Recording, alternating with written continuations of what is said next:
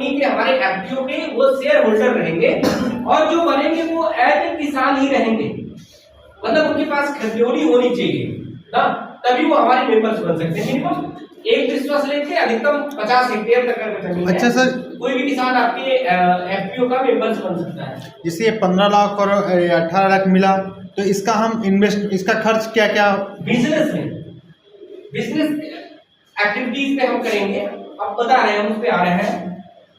एक मेंबर से मिनिमम 10 रुपए से लेके अधिकतम 2000 रुपए तक हम सदस्यता शुल्क ले सकते हैं। एक किसान से अपने एफपीओ में सदस्य बनने के लिए हम अधिकतम मिनिमम 10 रुपए से लेके अधिकतम 2000 रुपए तक सदस्यता शुल्क ले सकते हैं एक किसान से, ठीक है।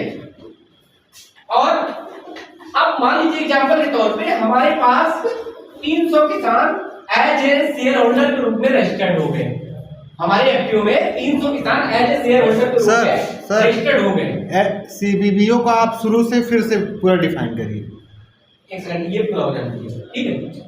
इसमें हमारे एक किसान, हमारे एफपीओ में 300 किसान रजिस्टर्ड हो गए और गवर्नमेंट की मैंडेटरी होती है कि अगर आपका एफपीओ है, चाहे सेल्फ प्रमोटेड हो चाहे सीबीपीओ द्वारा फंडेड हो, उसमें मिनिमम 300 किसान एक वर्ष के अंदर रजिस्टर्ड होने चाहिए। आपको 300 किसान रजिस्टर्ड करने हैं एक साल के अंदर, और एक साल पुराना एफपीओ जिस दिन हो जाता है आपको और 300 किसान रजिस्टर्ड हो जाते हैं, तब आप गवर्नमेंट की सुविधाओं का लाभ लेने के लिए एलिजिबल होते हैं। तब आप गवर्नमेंट की योजनाओं का लाभ आप प्राप्त कर सकते हैं। अदरवाइज तब तक के लिए आपको ब्रेक लगेगा, ठीक है। तब तक आप एक्टिविटीज अपने ये चीज कंप्लीट करते रहिए। अब एग्जांपल के तौर पे आपने मान लीजिए 2000 रुपए पर किसान से आपसे सदस्यता शुल्क ली। आप जब उनको सदस्य बनाएंगे, उनको विधिवत पर्ची देंगे, आप अपनी रसीद देंगे, आप उनको सदस्य बनाएंगे, फिर उनको किसान कार्ड भी बांट सकते हैं, आईडी कार्ड, किसान आईडी कार्ड दे सकते हैं, अपने अनुसार जो भी करना चाहे। किसान सर्टिफिकेट भी आपको देना है, उनको शेयर सर्टिफिकेट देना, फिर बाद में उनको प्रॉफिट भी डिवाइड करना है ना, अलग अलग पैरामीटर्स में करने हैं। अब मान के चलिए कि 300 किसान आपके 2000 रुपए देके सदस्य बन गए। अब आपके पास कितना हो गया? 6 लाख रुपए हो गया ना, 6 लाख रुपए आपके पास पूंजी होगी। अब मान लीजिए कोई भी व्यवसाय बढ़ाने के लिए आपने एक अपना प्रोजेक्ट बनाया कि हमारा ये प्रोजेक्ट है, हम आयल मिल लगाना चाह रहे हैं। एग्जांपल के तौर पे हम आयल मिल लगाना चाह रहे हैं। आयल मिल लगाने की हमारी टोटल कास्टिंग 12 लाख रुपए आ रही है। टोटल हमारा जो प्रोजेक्ट कास्ट है, प्रोजेक्ट लागत है, वो 12 लाख रुपए है आयल मिल की। अब हमारे पास जो हमारे सदस्य के द्वारा कलेक्ट हुआ है टोटल 6 लाख रुपए। अब हमारी पूंजी 6 लाख रुपए कम पड़ रही है, तो हम एक अपना प्रपोजल बनाएंगे गवर्नमेंट को, उस सीबीपीओ द्वारा, जो आपकी फंडिंग एजेंसी है, जो आपकी इम्प्लीमेंट एजेंसी है, उनके अपने लेटर हेड से, अपने एफपीओ के लेटर हेड से एक उनके नाम लेटर बनाएंगे और जो सदस्य आपके हैं उनकी लिस्ट को मार्किंग करते हुए और अपने बैंक खाते का स्टेटमेंट निकाल के एक प्रति उसके साथ लगा देंगे कि हमारा ये प्रोजेक्ट है जिसकी लागत 12 लाख रुपए है। हमारे पास हमारे शेयर होल्डर के द्वारा सब मिला के हमारे शेयर होल्डर इतने हैं जिनकी टोटल हमारी इनकम जो हुई है शेयर होल्डर द्वारा, जो हमने कलेक्ट किया है सदस्यता शुल्क के रूप में, वो हमने 6 लाख रुपए कलेक्ट किया है। अब हमारी कंपनी की जो हमारा बिजनेस है उसकी स्टार्टअप करने के लिए हमारे पास 12 लाख की जरूरत है। अगर आपके द्वारा ये सपोर्ट मिल जाता है तो हमारी कंपनी ग्रोथ कर पाएगी। ऐसे कंडीशन पे वो सीबीपीओ जो है वो आपको प्रमोट करता है अपनी एजेंसी के लिए, जो फंडिंग एजेंसी है उनको प्रमोट करता है, यानी गवर्नमेंट की यूनिट के लिए ना, मॉनिटरिंग यूनिट जो है उनके पास जाता है। फिर वो आपके सारे कंप्लायंस चेक करते हैं, सब कुछ आपका सही है तो 6 लाख रुपए आपको अलग से ये मिल जाता है इक्विटी ग्रांट के रूप में। यानी आपने 6 लाख रुपए कलेक्ट किया और 6 लाख रुपए और आपको बिजनेस में ग्रोथ करने के लिए चाहिए, तो वो इक्विटी ग्रांट के रूप में गवर्नमेंट से आपको मिल जाएगा। अब आपके पास कितना हो गया? 12 लाख रुपए। ये जो 6 आपको मिला ये नॉन रिफंडेबल है, ये आपको वापस नहीं करने हैं। बस जो आप इसका खर्चा जहां जहां करेंगे उसका पाई आपको नोट डाउन करना है। तो ये जो इक्विटी है ये इस तरह पे हमें आपको गवर्नमेंट से मिलती है।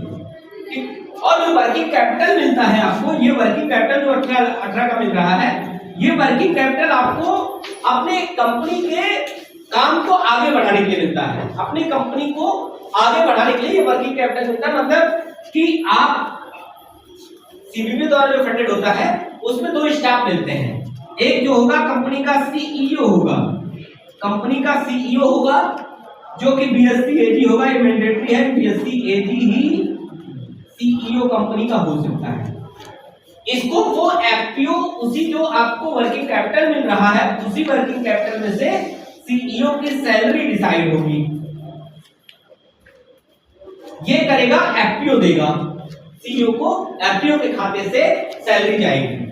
और एक होंगे अकाउंटेंट, ये दो ही स्टाफ उस एफपीओ को, उस सीपीपीओ द्वारा जो फंडेड एफपीओ है मिलते हैं। और सीईओ की सैलरी और अकाउंटेंट की सैलरी ये एफपीओ देगा, और इसी जो 18 लाख रुपए इसी में से पहला। और एक ऑफिस मिलेगी,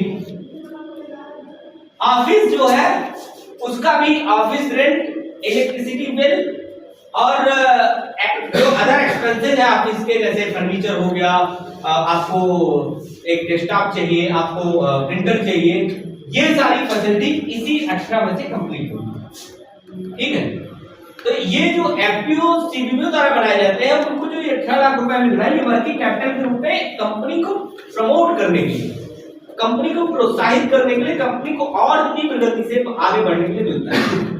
लेकिन ज्यादातर सीपीपीओ द्वारा जो फंडेड एफपीओ है अभी कहीं भी अपने आप को अच्छे से प्रूफ नहीं कर पाएगा।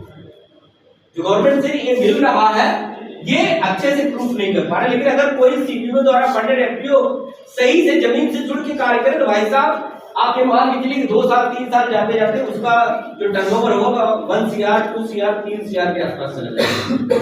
लेकिन उसको जमीन से काम करने होते हैं, ठीक है, और उसकी पूरी मार्केटिंग, उसकी जो गाइडेंस है वो सीपीपीओ करता है।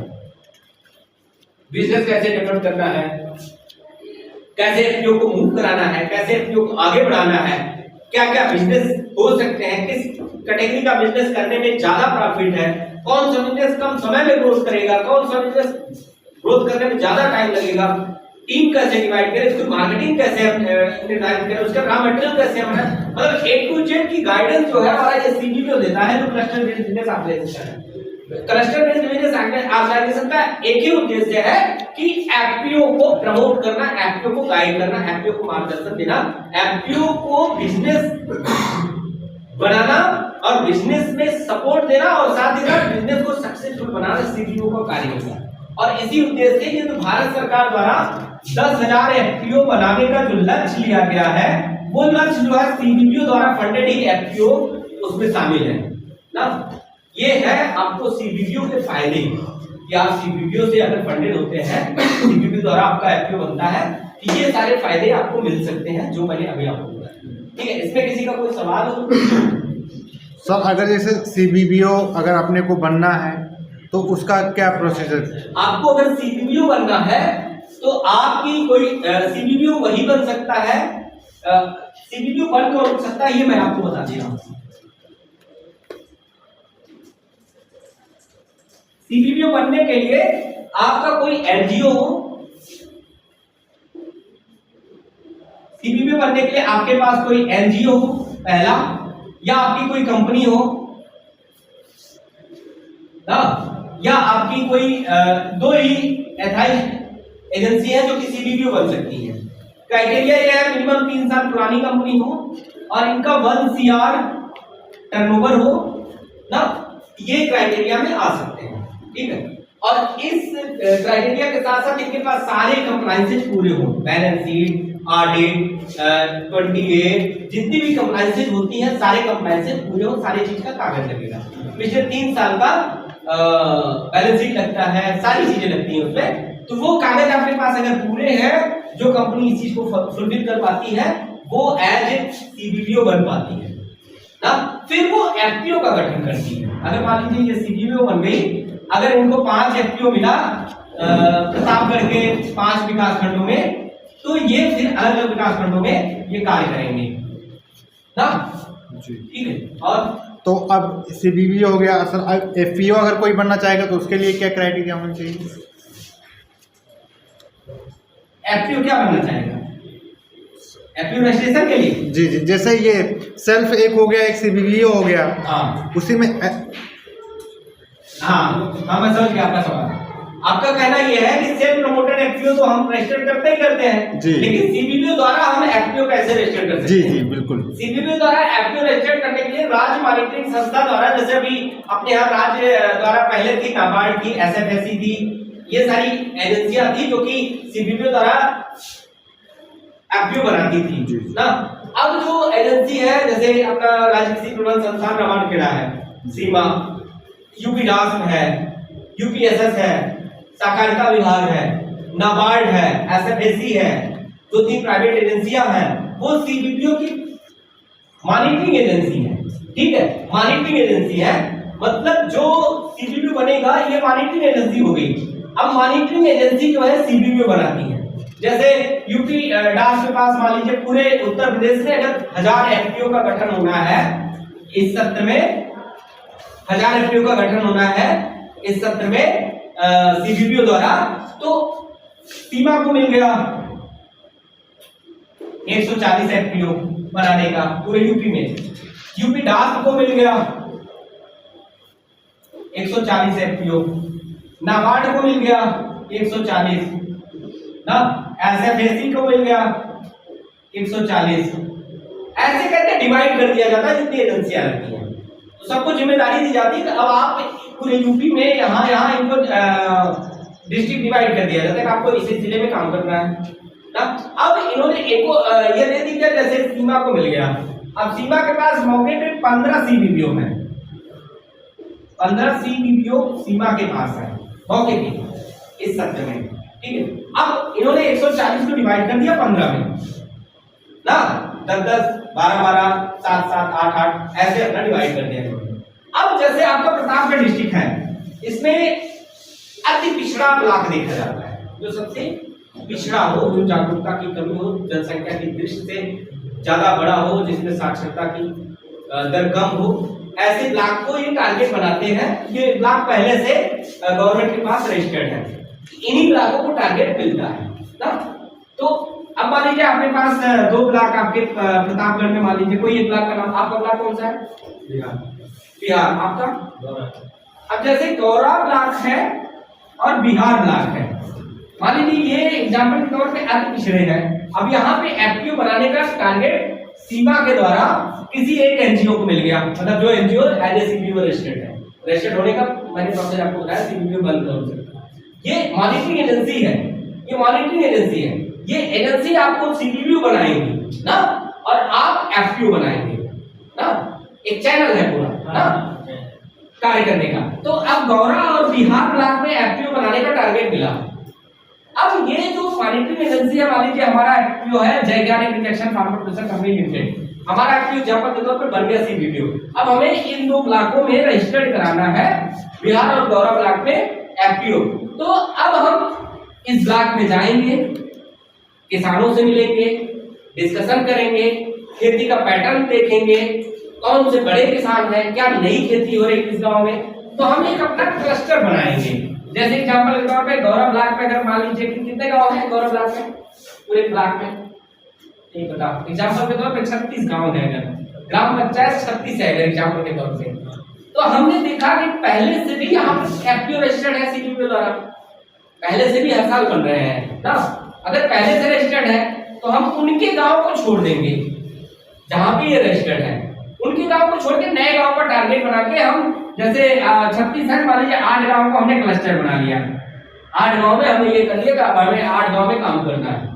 तो इन 8 गांव में क्या नई टेक्निक खेती हो रही है, क्या नया हो रहा है, क्या अच्छा कर दिया जाए जिससे किसानों को फायदा होगा, किसानों की मार्केटिंग की सुविधा क्या है, बाजार कहाँ है, मंडी कहाँ है, स्टोरेज कैपेसिटी क्या है, प्रोसेसिंग का कोई यूनिट है कि नहीं है, इन सारी चीजों का विशेष रूप से ध्यान में रखते हुए हमें ये कार्य करने होंगे।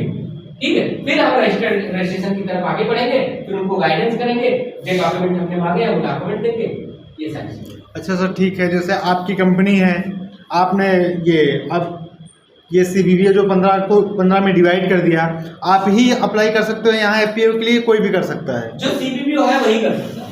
अच्छा अच्छा, जो सीबीपीओ है इसकी पूरी कमेटी बनती है, डीएमसी होती है, DMC district monitoring committee, district monitoring committee होती है, वहां से अप्रूवल लेना होता है।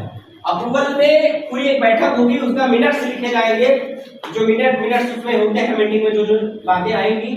डीएमसी का जो अध्यक्ष होते हैं उस जिले के जिलाधिकारी सर होते हैं, जो डीएम होते हैं वो उस जिले के डीएमसी के अध्यक्ष होते हैं, सीडीओ साहब उसके उपाध्यक्ष होते हैं, बाकी DD agriculture, DO agriculture, DHO, जितने भी एग्रीकल्चर के लाइन डिपार्टमेंट है सभी के विभागाध्यक्ष उसके सदस्य होते हैं। तो जो डीएमसी है, डिस्ट्रिक्ट मॉनिटरिंग कमेटी है, उनके अध्यक्ष महोदय द्वारा हमें एक अप्रूवल मिल लेना पड़ेगा कि सर हम आपके जिले में हमें फला एजेंसी द्वारा इतना एफपीओ बनाने का हमें एज ए सीपीओ के तौर में जिम्मेदारी मिली है, मैं आपके जनपद में इन विकास खंडों में एफपीओ बनाने का एक प्रस्ताव आपके पास लेके आया हूं, जिसमें बनाने के हमारे पैरामीटर्स ये है, हम मार्केट की सुविधा ये देंगे, यहाँ पे ये चीज की कमी है या यहाँ पे इसकी खेती ज्यादा होगी, ये होता है वो होता है, हम इसको और बेहतर बना के अपने जनपद को एक नए आयाम पे किसानों को आर्थिक मजबूती दिलाने का प्रयास करेंगे। जबकि आपके पास अप्रूवल मिल जाता है तब हम रजिस्ट्रेशन का प्रस्ताव करेंगे। जबकि आपके पहले